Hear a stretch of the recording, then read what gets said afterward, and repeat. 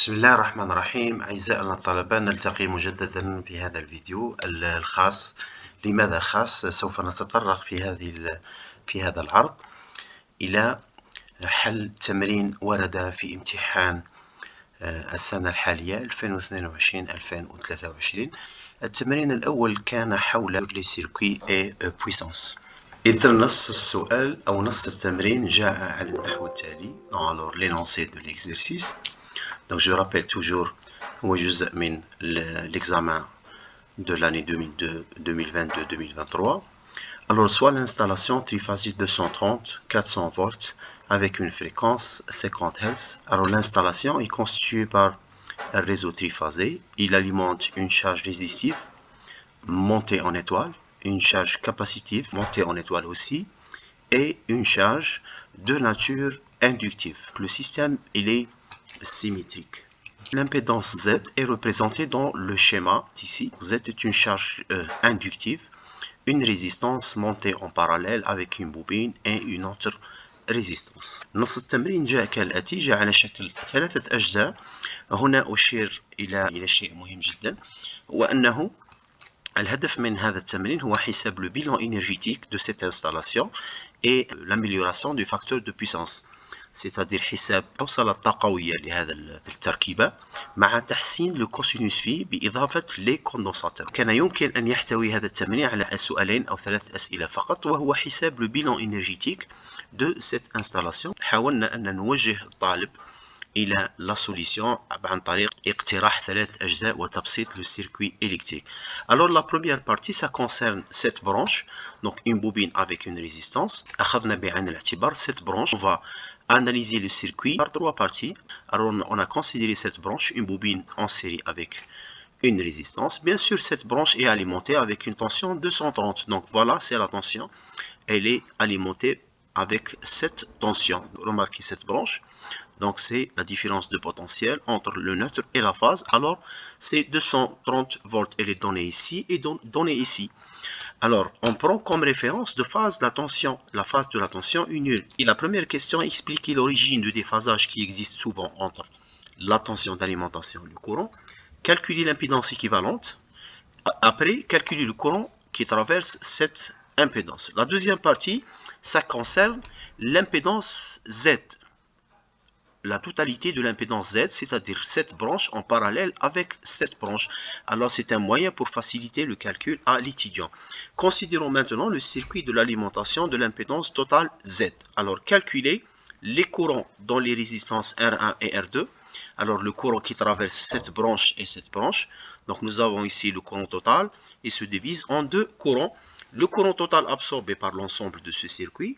Les puissances actives et réactives de ce circuit, c'est-à-dire la puissance active et réactive consommée par cette impédance Z.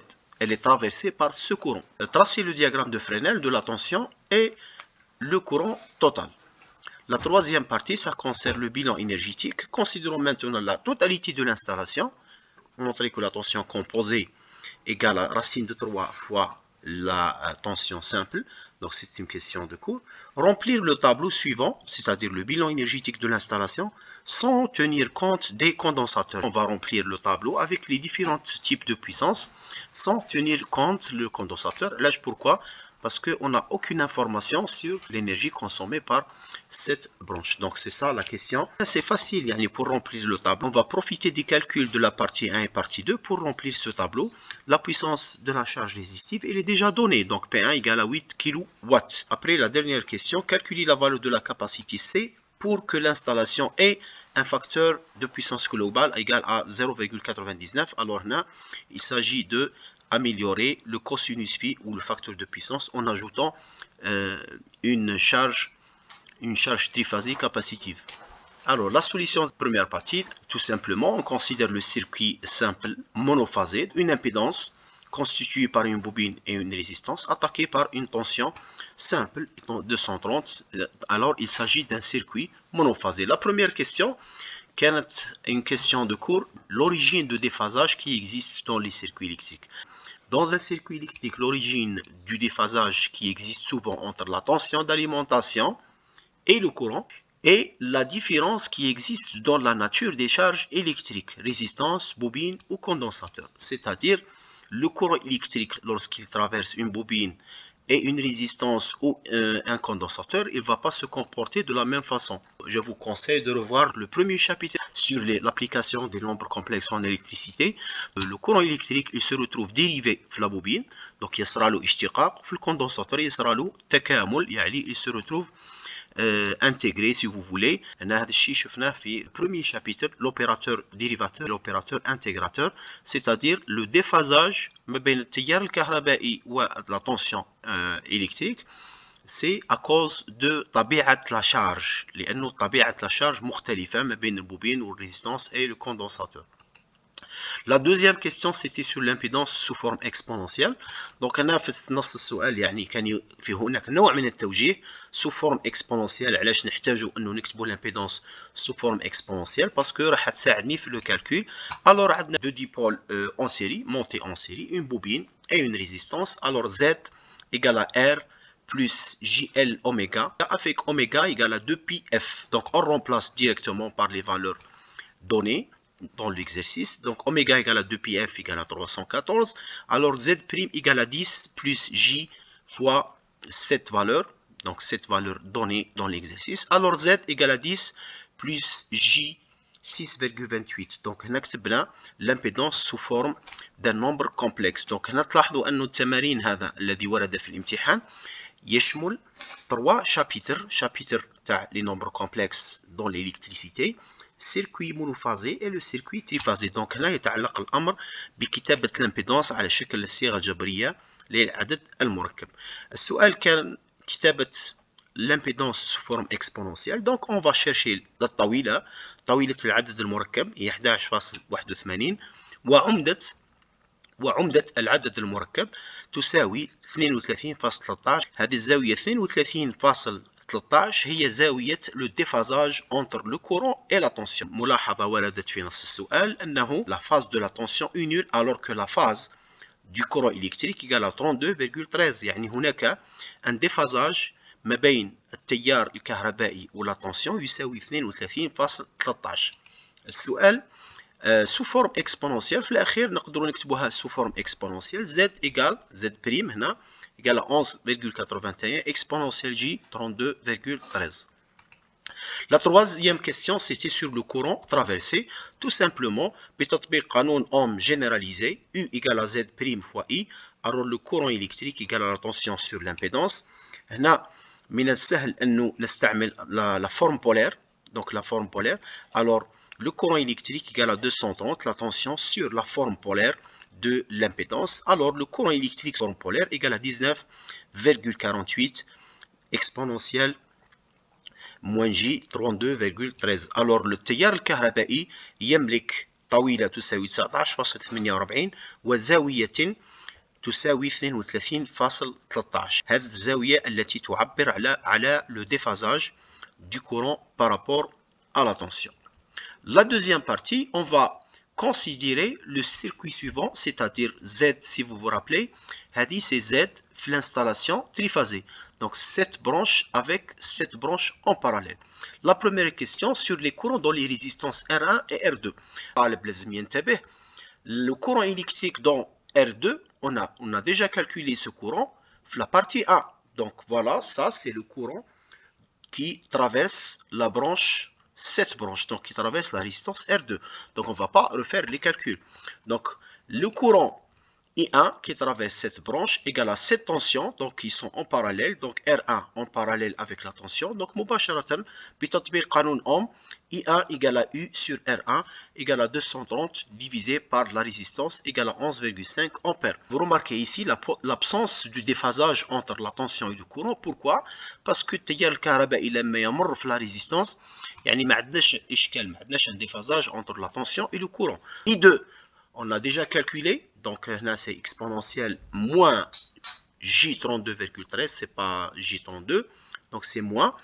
Alors le courant électrique sous forme polaire égale à 16,5 moins J10,36. Le courant total absorbé par l'ensemble du circuit, ما هو إلا مجموع les deux courants. النتيجة I total égale à 28 moins J10,3.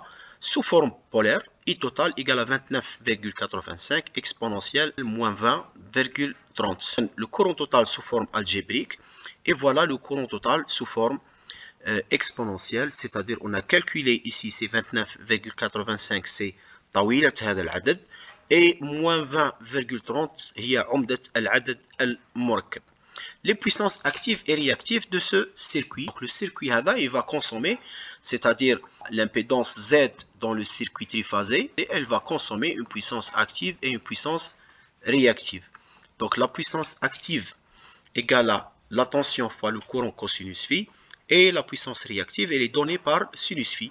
Donc les tensions donc ils sont donnés, donc la tension égale à 230 et le courant est donné aussi طويلته تساوي 29.85 في كوسينوس الزاوية المحصورة ما بين التيار الذي يخترق هذا السيركوي et la tension d'alimentation يحدد بعمدة le courant total. إذا في الأخير P تساوي 6.44 كيلووات et la puissance réactive égale à moins 2,38 kV ampère réactif. La quatrième question, tracer le diagramme de Fresnel de la tension et le courant total, c'est-à-dire le diagramme de Fresnel de la tension de cette tension d'alimentation et le courant qui traverse la branche Z, le circuit triphasé. Comme référence de phase de la tension, donc la phase de la tension est nulle, donc elle est donnée, elle est mentionnée dans l'exercice. Donc ناخذ la tension كريفيرونس يعني la phase de la tension égale à 0. التيار الكهربائي إذا كان هذا هو الاتجاه الموجب، إذا التيار الكهربائي متقدم على la tension، إذا تصنع زاوية تساوي phi. Donc phi هذا le déphasage entre la tension et le courant ما هي إلا هذه الزاوية. هي l'argument du courant total qui traverse le circuit. Donc on a analysé ce circuit en deux parties. Donc la première partie c'est cette branche, donc pour faciliter le raisonnement et le calcul pour l'étudiant. Donc on a analysé cette branche, après on a analysé cette branche et à la fin on a calculé le courant total. Passons maintenant à la troisième partie. On revient à l'installation triphasée. Avant de parler du bilan énergétique, une question de cours. La relation entre la tension composée et la tension simple. Donc la tension composée c'est entre deux phases, elle est ici entre la première phase et la deuxième phase. La tension simple c'est entre phase et neutre.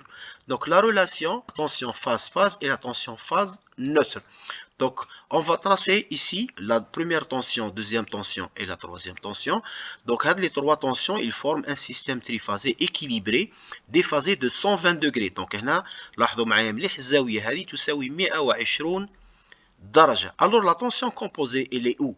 La tension composée entre phase et phase. Donc هذا الضلع يمثل la tension composée. Alors on veut calculer العلاقة التي تربط ما بين هذه القيمة مع هذه القيمة. Qu'est-ce qu'on va faire? On va tracer ici منصف الزاوية. المنصف هذا يكون عمودي على الضلع U phase. إذا ويكون منصف للزاوية 120. إذا هنا عندي 60 درجة. وبالتالي U phase هذا الضلع بالأحمر يساوي هذا الضلع مرتين. بما أنني في مثلث قائم الزاوية هذا الضلع بالأحمر ماذا يساوي بدلالة la tension phase neutre يساوي la tension phase neutre في كوسينوس الزاوية 30.